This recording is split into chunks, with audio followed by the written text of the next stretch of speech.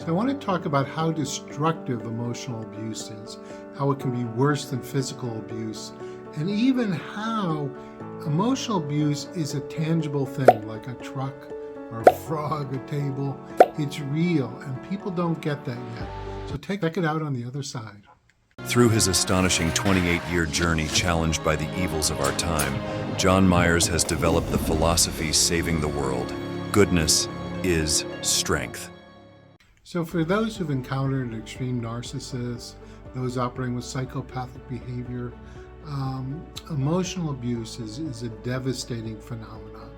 And what's not understood in society at this point, I want to make a couple key points. I mean, I got these things as far as the United States Supreme Court in terms of legal understandings. We're not there yet. But I think society's got to understand, one way or another, society's got to understand these things. And that is, for one, emotional abuse is a real thing. When you get hit with emotional abuse, it's not just someone saying mean things, or it's like a wedge or some force has come into your mind, your spiritual center, your mindset, and you're hit. It's not just, kind of, oh, I'm hurt or you're weak. You're hit by something. And even though it's invisible, this is the point I want to make, that getting hit by some deep emotional abuse is a destructive force, like a bulldozer going into your house. It psychically has hit you. It psychologically has hit you in places. All pain has its roots somewhere, right? It can be physical pain, it can be spiritual pain, it can be emotional pain, but it all kind of, correlates with it, with one another over time. And so emotional abuse is a tangible thing. It's something, you're hit by something, and what society doesn't believe as of yet is because it's invisible. They're saying, well, the person's just imagining something, or, it's not that bad.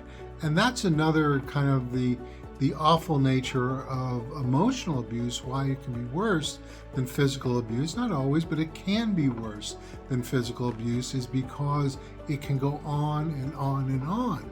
And people who you would turn to for support or to help you out in some way, they're kind of like minimizing it more. So you're getting triggered, and every layer is adding another layer of hurt. And when people, the worst thing in the world is when you're being hurt by other people and people don't believe you or no one will help you. So, again, for those who've encountered a deep psychopathic type of attack, an extreme narcissistic attack, it's indescribable, and, it permeates your mindset. And, that's the point. So one point for me is that it's as real as a table. It's as real as a truck. Another thing I want to establish, that I brought to the attention of the United States Supreme Court, is that there is essentially a emotional equivalency between certain physical acts and emotional acts. In other words, if you isolate and defame and excommunicate a person over time, over many years or even decades, that can be the emotional equivalent. The feelings can be equivalent to murder or an attempted murder. It's like somebody is taking the life out of you, attempting to take the life out of you, and saying that you don't matter. So if you've been victimized by this, your feelings do matter. Developing your purpose does matter, and this kind of thing. And, another area that I've looked at it with, if someone is kind of psychologically distorting someone's children, like a parental alienation kind of thing. Well, that can have the emotional equivalent when you lose a child, or you threaten to lose a child over time, of, the emotional equivalency of kidnapping of a child. You see what I'm saying? We're dealing with very destructive things.